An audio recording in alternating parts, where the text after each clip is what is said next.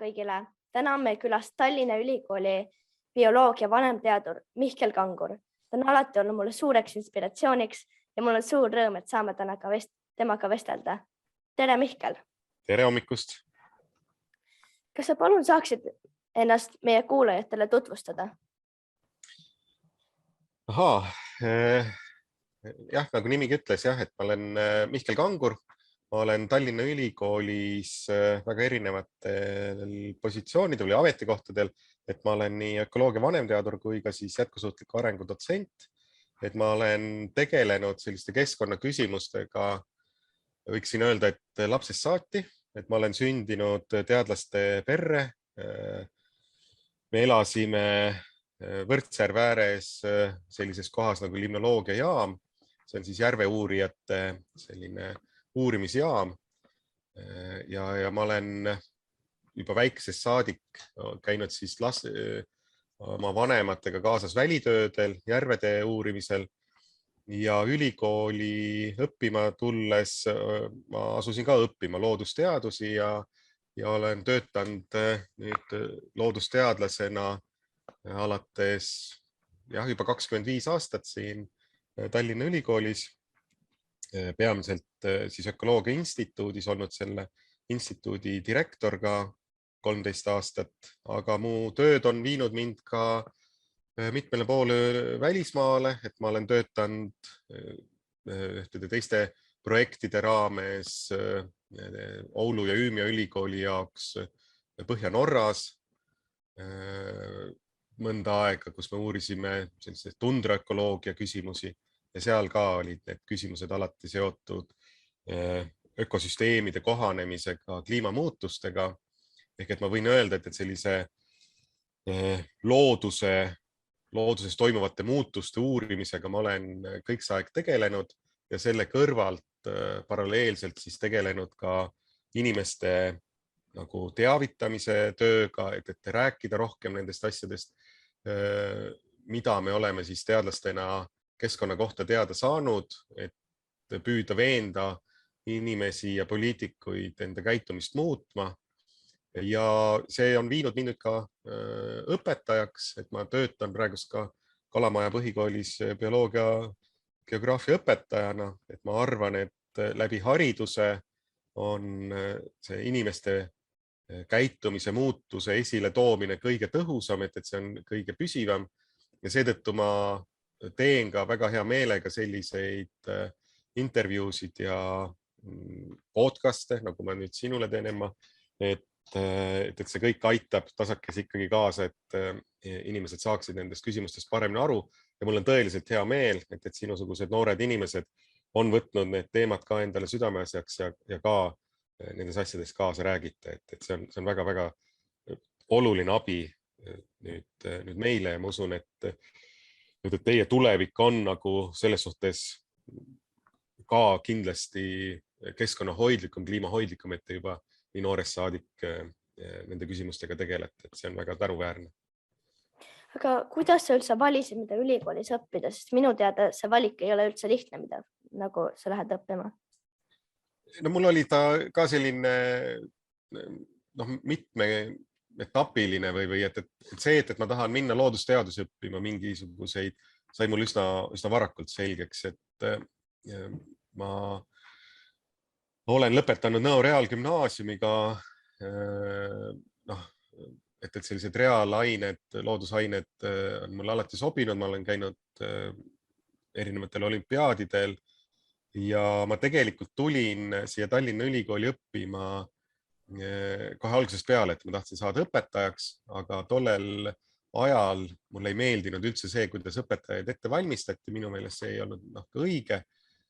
ja ma nüüd jõudsin sellise loodusainete õpetaja kutseni, et ma läksin uuesti ülikooli 2,5 aastat tagasi või 2 aastat tagasi. Kevadel ma kaitsesin siis endal teise magistrikraadi õpetaja kutse saamiseks. Et see loodusainete õppimine, uurimine on mind kogu aeg köitnud lapsest saadik, et see on mulle huvi pakkunud. Ma väiksena lugesin väga palju, tollel ajal ei olnud meil televisiooni sellisel kujul, ei olnud internetti, et ainus võimalus oligi informatsiooni saada raamatutest ja mu kodus oli väga suur raamatukogu, et see lugemise himu oli väga toetatud vanemate poolt, aga võib-olla isegi pigem nad sundisid mind, et mine ikka õue ka ja tee ikka muid asju ka, et ma tõesti lugesin hästi palju ja mulle meeldib siiamaani lugeda. Nii et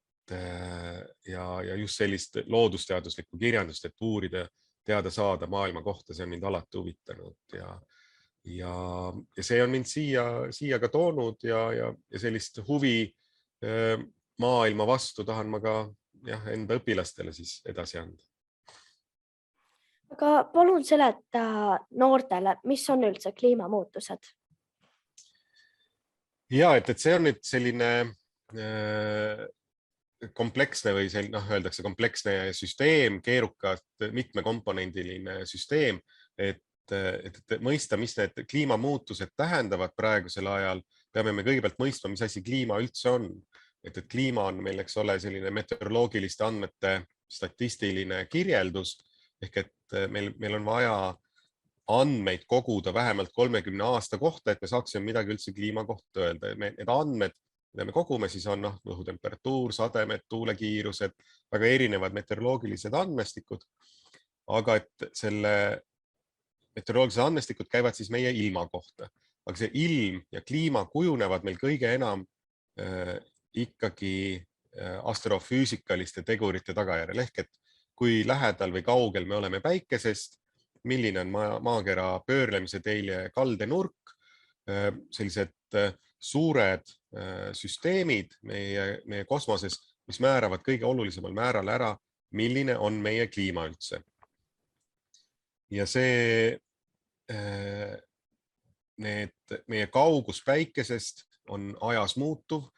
meie maakera pöörlemisteelje nurk, kaldenurk on ajas muutuv, ehk et aja jooksul ka lihtsalt astrofüüsikaliste tegurite tõttu meie maa kliima muutuks nagunii, kogu aeg on muutunud ajaloos. Ja kui me vaatame viimast sellist 2,5 miljonit aastat, siis seda ongi iseloomustanud see periood, kus on jahedam kui varasematel maakera ajaloo perioodidel ja selle kestel on olnud esimesed miljon aastat umbes iga 40 000 aasta tagant jääaeg ja nüüd viimased 1,5 miljonit aastat on olnud iga 100 000 aasta tagant jääaeg. Ehk et suurtes piirides kliima muutub meil kogu aeg, aga nüüd me peame vaatama, et mis nüüd siis juhtunud on. Et kui selle viimase 2,5 miljoni aasta jooksul on maakera taimestik peamiselt suutnud ära reguleerida meil atmosfääris kasvuhoonegaaside sellise kontsentratsiooni, et see on CO2 sisaldus atmosfääris on jäänud teatud kindlatesse piiridesse, seda mõõdetakse sellise osakest miljoni osakese kohta, ehk et meil on olnud viimased, ütleme miljon aastat kohe kindlasti CO2 kontsentratsioon atmosfääris 180 kuni 280 CO2 osakest miljoni õhuosakese kohta. Aga viimastel aastakümnetel nüüd, tänu sellele, et inimesed on kasutusele võtnud fossiilsed kütused ja me oleme, inimkond on ära hävitanud umbes pooled metsad maakeral, samuti saastanud ära ookeanid, ehk et need elupaigad, kus toimub kõige intensiivsem fotosünteesimine, mille käigus võetakse atmosfäärist ära CO2 ja talletatakse kuskile setetesse või taimkattesse. Et kuna need protsessid on käivitunud, siis me oleme praeguseks jõudnud olukorda, kus varasema 280 osakese asemel on meil atmosfääris juba 420 CO2 osakest miljoni õhuosakese kohta. Ja see situatsioon vastab nüüd olukorrale, mis valitses maal umbes 3 miljonit kuni 5 miljonit aastat tagasi. Siis oli maakeral tunduvalt soojem ja need ökosüsteemid olid tunduvalt teistsugused, aga probleemiks on see, et tollel ajal ei elanud maakeral ka inimest, et inimese liik on välja kujunenud viimase 3 miljoni aasta jooksul ja kõige olulisemad arengud, nagu see, mis meie tsivilisatsiooni, meie ühiskonda puudutab, on kõik juhtunud viimase, ütleme 10 000 aasta jooksul. Ja praegust teadlastena meie jaoks on nagu murekoht see, et me teame, et kui CO2 sisaldus atmosfääris hakkab kasvama, nagu ta praegust on seda teinud, siis hakkab kasvama ka maakera keskmine temperatuur, see hakkab tõusma ja juba ta on praeguseks viimaste aastakümnete jooksul maakera keskmine temperatuur on tõusnud juba ligi 1 kraadi võrra. See võib tunduda väike muutus, aga kuna me räägime keskmistest muutustest, siis see tähendab seda, et teatud piirkondades on läinud väga-väga oluliselt kuumemaks juba praegust ja see toob kaasa endaga selle, et sellistes kuumemaks muutuvates piirkondades inimesed ei saa enam hästi elada. Nad ei saa hästi kasvatada endale toitu, neil on veepuudus ja see toob endaga kaasa sellise kliimapagulaste rände ehk et inimesed peavad hakkama lahkuma enda kodudest ja liikuma aladele, mis jäävad siis jahedamateks. Ja see põhjustab endaga siis väga olulisi selliseid vastasseisi inimeste vahel, mis võivad muutuda sellisteks vägivaldseteks. Et me näeme ühte sellist kriisi praegust Valgevene ja Poola piiri peal, kus siis neid vaeseid õnnetuid põgenikke kasutatakse mingisuguste muude poliitiliste eesmärkide saavutamiseks, ehk et see toob endaga kaasa tõsiseid probleeme. Ehk et teadlastena me ei tea praegust väga täpselt, me ei saa hästi öelda, kas nüüd kliima soojenemise tagajärjel välja kujunevad uued ökosüsteemid on ka inimese jaoks sobivad elupaigad. Et inimese enda jaoks võib-olla nad on sobivad, aga et kas me saame siis kasvatada endale ka piisavalt toitu, kas meil on piisavalt vett, et millised need muutused ökosüsteemides toime või juhtuma hakkavad, et kas meie tuleme ise toime nende asjadega ka. Ja see teeb teadlasi väga murelikuks ja seetõttu me üritame rääkida ja veenda poliitikuid võimalikult palju, et me vähendaksime kasvuhoonegaaside emissioone, kasvuhoonegaaside paiskamist atmosfääri ja taastaksime võimalikult palju looduslikke ökosüsteeme, vähendaksime keskkonna saastamist, et loodus ise tuleb väga hästi toime atmosfääri kasvuhoonegaaside kontsentratsiooni stabiliseerimisega. Kui me laseme taimedel fotosünteesida, siis nad eemaldavad õhust niivõrd palju CO2, et me saaksime kliimamuutused ära hoida. Aga praegust selleks me peame veel kõvasti pingutama, et need muutused ühiskonnas juhtuda saaksid. Aga mis sa arvad, kas meil on veel võimalusi kliimamuutusi peatada?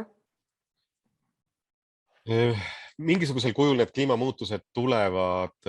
ikkagi, et praegust teadlaste selline ühine seisukoht on, et võrreldes tööstusrevolutsiooni eelse ajaga, ehk et see on siis selline 18. sajandi seisuga võrreldes, ei tohi me lasta maakera keskmise temperatuuri tõusta üle 1,5 kraadi võrreldes siis selle tööstusrevolutsiooni eelse ajaga. Et kui me suudame jääda sellesse piiridesse, siis me tuleme veel nende kliimamuutustega toime. Et selle piiri saavutamine on meile väga suureks väljakutseks, aga see on veel võimalik. Aga selleks me peame tõesti tegema väga suuri pingutusi, väga kiiresti loobuma fossiilsete kütuste kasutamisest, vähendama liha tarvitamist, et liha söömine on üheks suuremaks CO2 allikaks ka, kuna loomaliha kasvatamiseks, lihaloomade kasvatamiseks on vaja väga palju jõusööta, toitu ja selleks on maha võetud väga palju metsi ja see vähendab nende taimede hulka, kes saaksid meil fotosünteesi läbi seda CO2 atmosfäärist ära võtta. Samuti me peame lõpetama ookeanitesse plastikreostuse liikumise, et me peame igatepidi maakera puhtamaks saama, siis meil on lootus seda selliseid kõige hullemaid katastroofilisi sündmusi on meil võimalik siis ka ära hoida. Aga et selleks me peame kõik üsna palju pingutama, et see juhtuda saaks. Et senikaua, kuni me saame tegutseda, me peame hoidma lootust, et jah, on võimalik neid muutuseid ära hoida. Aga mis sind ise motiveerib looduse aitamiseks? No üks on see, et ma tõesti olen eluaeg elanud loodusteadlaste hulgas ja ma saan, et ma mõistan selle looduse terviklikkust ja selle süsteemsust ja ma saan aru, kui oluliselt on inimeste heaolu seotud sellega, milline on meie keskkonna seisund. Et kuna ma olen ka üks inimeste hulgast, aga samamoodi ma olen üks maakeral elavatest loomadest, ma olen üks maakeral elavatest elusolenditest ja me kõik oleme omavahel seotud ja loodus läbi evolutsiooni on pürginud selle poole, et ellu jäävad need liigid, kes suudavad teistega koostööd teha, siis selleks, et me saaksime tagada inimkonna säilimise, et meil oleks ka võimalus koos teiste liikidega siin maakeral koos elada. Me peame õppima või uuesti endale selgeks tegema selle, kuidas on elada koos teiste liikidega, et me ei vähendaks teiste liikide õiguseid nende elule või et ka neil on õigus elule nagu meilgi, et me ei saa teistelt liikidelt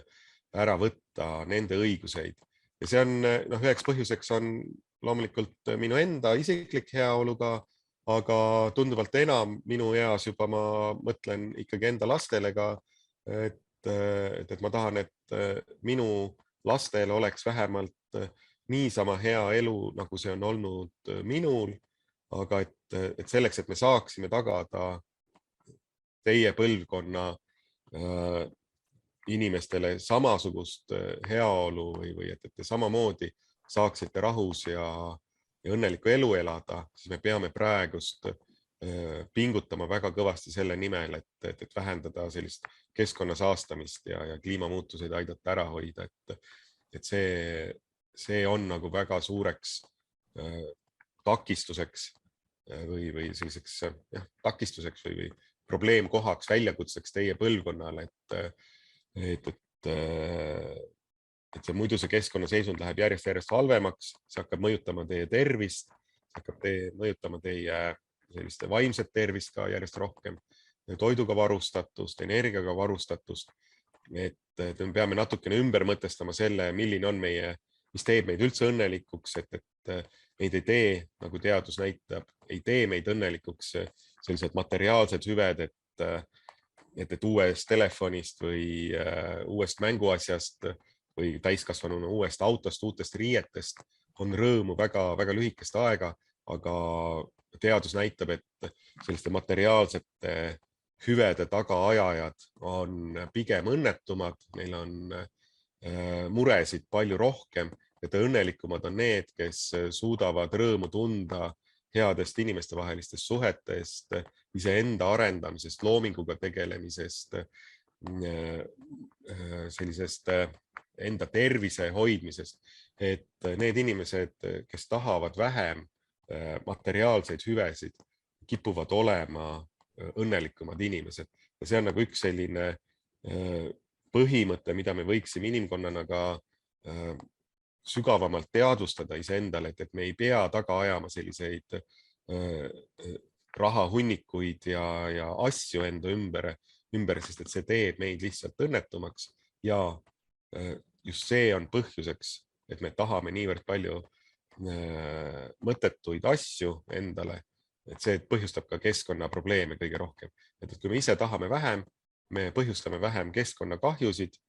siis me saame ise õnnelikumad olla ja meil on endal rohkem aega vaba aega, et tegeleda endale meelepäraste asjadega ka. Et see on võib-olla nagu selline üks õpetussõna või mitte õpetussõna, aga et üks selline mõte, mida võiks endas nagu läbi mõelda, endas läbi kanda, et kui inimesed päriselt mõtleksid sellele, mis neid tegelikult ka õnnelikuks teevad ja et kas neid päriselt õnnelikuks tegevaid asju saab üldse raha eest osta, et neid ei saa raha eest osta, et siis võib-olla selliste väheneks sellega ka selline keskkonna saastamine meie ümber. Mõnikord on inimestel vabandus ise mitte loodusest hoolitsemisel, et neil ei ole aega. Kuidas sina ise leiad võimalusi nii isikliku elu looduse sõbralikuks muutuseks kui ka looduskaitse aktivismiga tegelemiseks? No eks seda aega on ikka vähe, et kogu aeg tuleb teha neid valikuid, et kuhu saab nagu panustada, et eks ma iseendal sean ka selliseid prioriteete, et õpetajana ja õppejõuna minu jaoks on alati kõige esimeseks prioriteediks on ikkagi minu õpilased, et ma neid ei saa mitte kuidagi alt vedada, et ükskõik mis muud tegevused on, et õpilased tulevad mul alati kõige esimesena. Ehk et selline tegevuste planeerimine, prioriteetide seadmine, aga teisest küljest ka selline natukene tõhusam läbimõtlemine. Et võtame näiteks üks väga suur keskkonnakoormus, mis meil on toidu raiskamine. Et meil Eestis ka visatakse umbes 1/3 toidust lihtsalt ära. Linnades on see suurem probleem, maal on võib-olla see väiksem probleem, maal sageli need toidu ülejäägid lähevad ka seal koduloomadele või kompostihunnikusse, aga linnades need tekitavad lihtsalt prügi juurde ja linnades on see toidu hankimine ka seotud rohkem poest, ostetakse, et maal kasvatatakse võib-olla rohkem seda toitu ka ise. Aga see toidu raiskamine, et selle asemel, et raisata enda aega töö tegemiseks, et osta seda toitu, mille siis pärast ära visatakse, oleks mõistlikum natukene rohkem ette mõelda, natukene paremini planeerida enda menüüd, nädalamenüüd, päevamenüüd ja poes käies osta lihtsalt neid asju, mida on vaja, mida on olnud plaanis osta, mitte teha juhuslikke osta. See aitab enda raha säästa, aga see väldib ka toidu raiskamist ehk et igasuguste tegevuste puhul pigem rohkem natukene mõelda ette, mõelda läbi, et missugused on minu tegevuste tagajärjed ja siis alles tegutsema hakata. Et siis on see tegutsemine tõhusam, ta võtab vähem aega ja see aitab säästa ka keskkonda. Ja selliste, eks need keskkonnaaktivismi tegevused ja artiklid ja intervjuud, eks nad tulevad muude tööde arvelt, aga et siis ka siis tööd tehes lihtsalt olla ise rohkem fokusseeritud, kui on tööaeg, siis teha tööd, fokusseerida rohkem tööle, et ka mitte lihtsalt iseenda aega raisata sellistele lihtsalt mõttetutele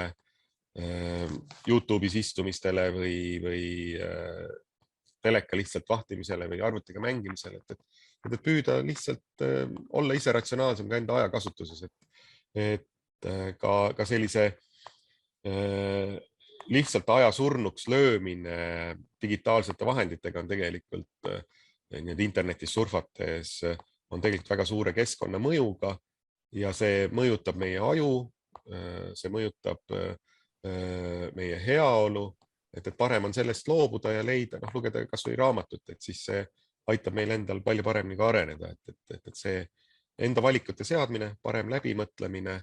ja fokusseerimine tegevustele, mis on nagu olulised, et võib-olla see oleks see õpetussõna siin.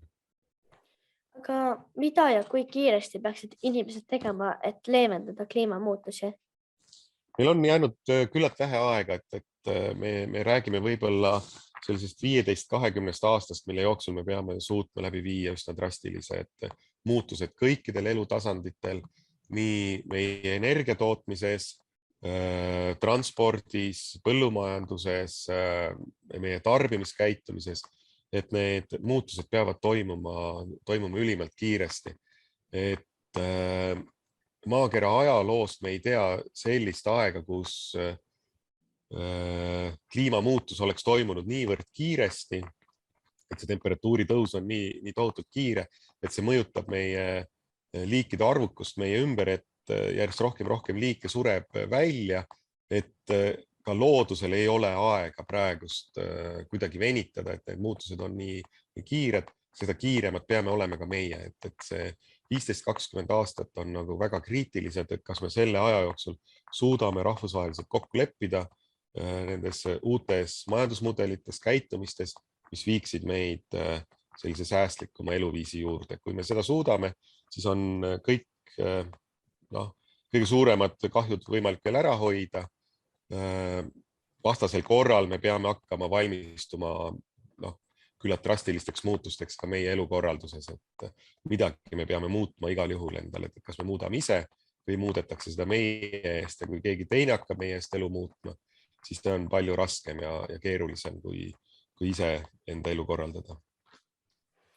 Aga mida sa soovitad teha noorel või lapsel, keda ei toetata kodus ja sunnitakse teda põhimõtteliselt sööma loomset toitu, mis siis kahjustab ta elukeskkonda? Ja, et see on, need on need keerulised situatsioonid, et kõige esimene asi, mida üks noor teha saab, on see, et õppida, et õppida võimalikult tõhusalt endale selgeks teha seda süsteemi, mille keskel, mille sees me elame. Ja küsida ka täiskasvanute käest, aga miks me peame seda õppima? Mitte selliselt kiuslikult ja pahatahtlikult, et ma ei viitsi seda õppida, vaid püüda aru saada sellest, et laske täiskasvanutel seletada, miks te peate õppima neid asju, mida te õpite. Et las nad seletavad teile lahti, et olge ise uudismulikud, küsige ja püüdke seada õpitu enda jaoks mingisugustesse süsteemi. Aga ka vanematega käitumisel, et selline vastasseisu tekitamine ei ole kunagi tõhus, see tekitab ainult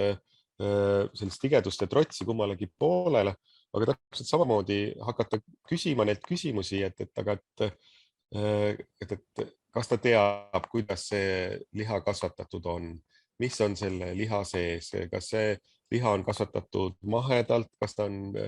saanud, kui palju seal on antibiootikume näiteks sees, kui palju on selle liha kasvatamise jaoks vajalike toidu, jõusööda või taimede kasvatamiseks kasutatud mürkkemikaale, et kas need on seal toidu sees ka, et kas nad teavad, kui ohutu see toit on ka. Mina ei ütle, et liha söömisest täielikult tuleks loobuda, et inimeste organismid on väga erinevad, kasvaval organismil vajavad väga erinevaid toiduaineid, et inimene peab ise ka tunnetama, mida tal on vaja süüa, et sellise ainevahetuse jaoks on meil vaja võib-olla aeg-ajalt süüa ka loomseid valke. Inimesed on erinevad, et mõni vajab seda rohkem, mõni vajab vähem, mõni saab väga kergesti kätte vajalikud toitainet ka taimsest toidust, mõnel teisel on see keerulisem. Et sellise tervislikku seisundit tuleb igal juhul jälgida, kui ka lihast loobuda, aga me kindlasti kõik saame süüa palju vähem liha, kui me seda praegusel hetkel ka teeme. Et liha ei ole olnud meie põhitoidus, see on olnud alati selline lisatoit, et see loomade kasvatamine on olnud alati väga keeruline, väga raske töö ja seetõttu tuleb ka sellesse lihasse väga austusväärselt suhtuda, et keegi teine loom on andnud enda elu selle jaoks, et me seda liha süüa saame, aga ka liigse liha söömine on tegelikult toidu raiskamine, et me sööme rohkem, kui meie organism tegelikult vajaks, et siis me lihtsalt raiskame läbi toidu liigsöömise seda toitu ka. Aga vanematega tuleb lihtsalt püüda põhjalikult rääkida, et püüda mõista, kuidas nemad nendest asjadest aru saavad ja püüda mõista ka seda, et nemad on üles kasvanud teistsugustes tingimustes ja nende maailmapilt on kujunenud teistsugustes oludes, kus kliimamuutused ei olnud võib-olla nii teravalt veel esil. Sageli minu põlvkonna inimesed ja vanemad ei oskagi mõelda keskkonnast ja kliimamuutustest sellisena, nagu teie nooremad juba nüüd koolis olete saanud neid asju teadest, et noh, olukord on lihtsalt nii palju muutunud, aga püüda veenda ja siis noh, väljendada seda, et missugused on sinu vajadused tegelikult, et miks sa neid valikuid teed ja et mida sa tegelikult tahaksid ja et mille pärast, et rahulikult selliselt rääkida, põhjendada ja küsida nende põhjendusi. Et see võiks olla võib-olla lahenduseks. Kuidas saada valitsust keskkonnateemadega tõhusamalt tegelema? Vot, et siin tuleb mängu nüüd see poliitiline aktivism, et sina veel ei ole vist valimiseas, aga paari aasta pärast sa saad ka valimistel osaleda. Et esiteks kindlasti käia valimas ja valida siis neid poliitikuid, kes lubavad ja ka päriselt teevad midagi siis keskkonna heaks, ehk et olla poliitikute suhtes üha nõudlikum, et kui me teame, et meil on sellised keskkonnaalased väljakutsed, et siis miks me midagi ei tee, et küsida poliitikutelt neid samu küsimusi, aga mida te plaanite teha, kuidas te plaanite teha seda ja siis ka jälgida, et kas nad päriselt ka teevad seda, kui nad on siis kas omavalitsusse või riigivalitsusse saanud, mida nad nagu lubasid, ehk et olla nõudlik ja vajadusel osaleda ka siis sellistes kliimastreikidel näiteks, mida noored ju praegust ka eest veavad, et väljendada enda meelsust, et kuigi see võib tunduda, et see on nagu tühi töö, et kuskil demonstratsioonil käia, aga uskuge, iga kord, kui toimuvad mingisugused sellised suuremad meeleavaldused, siis ta natukese haaval mõjutab ka poliitikute käitumist, et me näeme praegust, et üha rohkem ka meie poliitikud ikkagi räägivad juba keskkonnateemadel, nad on hakanud tegutsema ja üheks põhjuseks selleks kindlasti on see, et noored on võtnud üha teravamalt sõna, rääkinud nendest asjadest, olnud nõudlikud, esitama küsimusi, arutlema nendel teemadel, et ega need poliitikud ka siis kuskil ei pääse, et eks nad ikkagi tegutsevad selle põhjal, mida valijad neile nagu ütlevad ja kuidas valijad käituvad. Et see on keeruline, need muutused tulevad aeglaselt, aga kui me ei pinguta selle nimel, kui me ei tee neid tegevusi, siis poliitikutes ka midagi ei muutu. Aga ka selliste kirjade kirjutamine neile, avalike kirjade kirjutamine, artiklite kirjutamine, selliste podcastide tegemine, nagu sa praegust teed, et see kõik mõjutab tasakesi üldist arvamust ja selle kaudu ka poliitikute tegutsemist. Meie president on öelnud, et ta on kõikide president ja et targalt tuleb tegutseda kliimamuutustes ja samuti ta lähtub teadusest. Mida president saab konkreetselt teha ja kas ta teab üldse, mida teha? No meil on õnneks olnud Eestis tõesti väga hästi, et meil on presidentidega selles mõttes vedanud, et nad on olnud ikkagi kõik väga targad inimesed. Eks iga presidendi ajal on olnud need väljakutsed tibakene ka erinevad. Kui me mõtleme siin Lennart Meri aegadest alates seda presidentuuri, siis kahtlemata 90-ndatel olid meile väga suureks väljakutseks liituda Euroopa Liiduga ja NATOga ja need eesmärgid, aga et praegust nüüd Kersti Kaljulaidi ja nüüd Alar Karise presidentuuri ajal muutuvad üha olulisemateks just nimelt keskkonnateemad, rohepöörde, ringmajandusele ülemineku teemad. Meie presidendi ametikoht on väga paljuski selline tseremoniaalne ka. Ta ei saa ise väga palju otsuseid langetada nüüd, et tema otsusest midagi väga oluliselt sõltuks, kuidas valitsus tegutseb, aga ta saab tõstatada teemasid, rääkida nendest asjadest, juhtida tähelepanu, luua rahvusvahelisi sidemeid, tuua siia veel rohkem teadmisi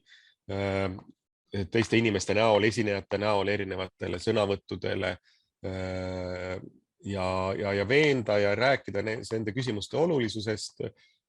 toetada neid inimesi ka sõnaga ja teoga, kes samuti keskkonnateemadel kaasa räägivad, ehk et olla selliseks ühendajaks ja eeskõnelejaks kõikidele nendele, kes keskkonnateemadel ka ühiskonnas sõna võtavad. Ja minule teadlasena on äärmiselt hea meel näha, et nii Toomas Hendrik Ilves, Arnold Rüütel, Kersti Kaljulaid kui ka Alar Karis on kõik tegutsenud tegelikult teaduspõhiselt, nad on olnud väga teaduskesksed, teadusest orienteeruvad ja püüdnud seda sõnumit ka ühiskonnas hoida. Et ma arvan, et selline eeskõneleja ja teemade tõstataja, teemade hoidjana ongi need presidendid olnud äärmiselt tõhusad ja mul on väga suured lootused ja mul on äärmiselt hea meel, et Alar Karise taoline inimene on saanud ka meile praegust presidendiks, et tundes teda põgusalt ka isiklikuna ja olles temaga korduvalt ka kohtunud, ma näen, et tegu on äärmiselt targa ja sellise rahumeelse ja kindlameelse inimesega, et ma usun küll, et me oleme saanud taas väga hea presidendi. Milliseid fakte keskkonnakaitse ja taimse toidu seostest peaks igaüks teadma, et oma taldrikul peatada kliimamuutusi? Ja, et me peame püüdlema nagu selles suunas, et me teaksime, kuidas see toit kasvatatud on, et me ei saa toidu söömisest ju loobuda, et me peame iga päev sööma midagi, aga et kui me hakkame mõtlema nagu selle taha, kuidas see toit sinna laua peale on saanud, et millisel viisil kõige esmalt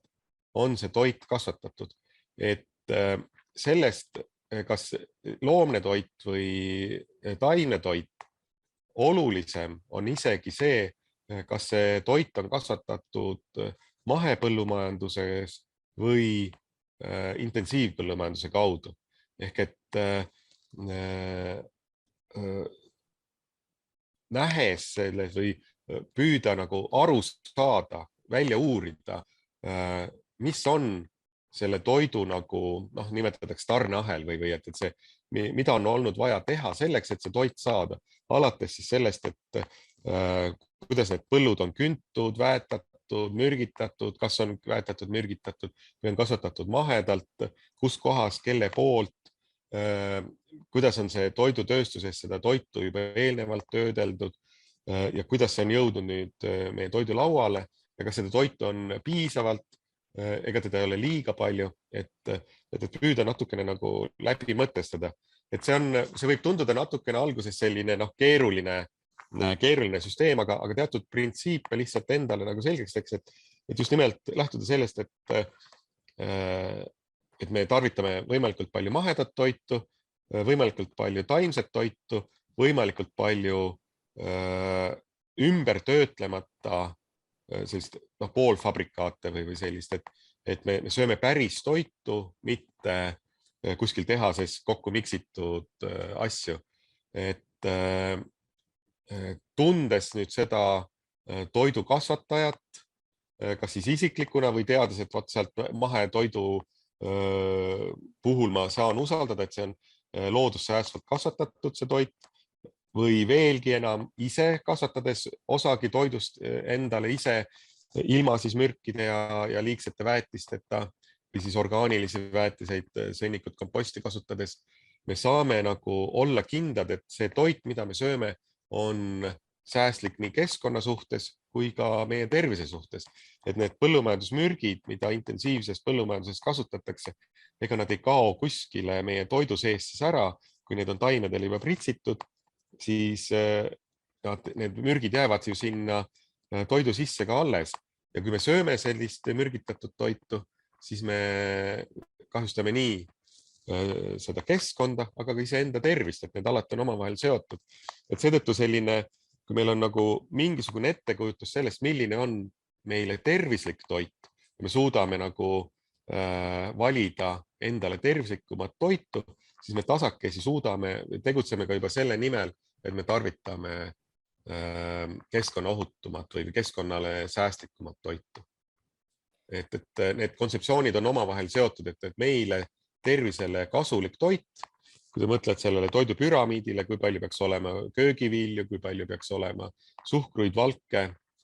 meie toidus, et kui me seda juba järgime, ehk et see, mis on meie kehale hea, on üldjuhul hea ka meie loodusele, et seda printsiipi tasuks järgida. Aga mis on su enda lemmiktoidud? Minul on lapsepõlvest saadik olnud väga suur lemmik tatraga seotud asjad. Tatrapuder, kõige lihtsam, on äärmiselt meeldiv. Ja nüüd viimased 2 aastat olen ma tegelenud sellega, et ma õppisin ära ise sellise haputaignast saia tegemise või ma teen sellise sepikulaadset, seda küll rohkem täisteraviljast, aga mahejahus, siis et ma küpsetan ise endale leiba ja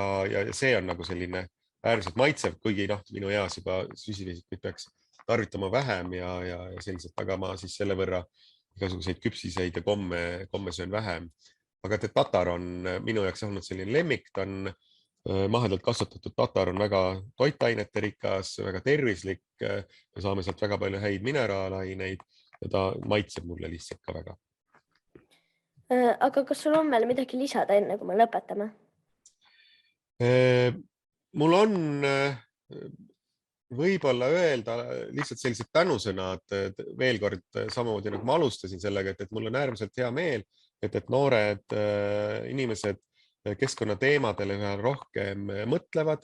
et ta kindlasti ei kaotaks enda uudishimu ja sellist teotahtelisust, tegutsemishimu keskkonna heaks tegutsemisel, et teie elate selles keskkonnas tulevikus, milliseks me seda keskkonda kujundame. Teil on juba praegust õigus ja kohustus ka kaasa rääkida sellele, et mis meie keskkonnas toimub. Ärge laske ennast häirida sellest, et võib-olla te teate võib-olla vähem. Mõnes mõttes te teate tegelikult täiskasvanutest ka rohkem, sest et paljusid asju, mida teie praegust koolis õpite, omal ajal koolides üldse ka ei õpetatud. Et usaldage iseennast, usaldage enda teadmisi, aga ärge lõpetage uute teadmiste juurde hankimist, et mõelge, uurige, olge uudishimulikud, esitage küsimusi, olge heatahtlikult uudishimulikud ja püüdke teha ägedaid asju selle jaoks, et meie keskkond muutuks paremaks. Et see on see, millega teie saate ette valmistada iseenda tulevast elu, olla paremini informeeritud, olla teadlikum sellest, mis meie keskkonnas toimuvad ja teha ise selliseid valikuid, mis teevad teid päriselt õnnelikuks ja selliseks, ma ei saa jätta seda ütlemata, aga et haridus tõesti teeb vabaks, et teil on valikuvõimalusi rohkem tegutsemiseks, kui te olete paremini haritud, et need, kes on paremini haritud, elavad õnnelikuma ja pikema elu, et seda ma kindlasti teile soovin. Aitäh sulle! Aitäh sulle, Emma!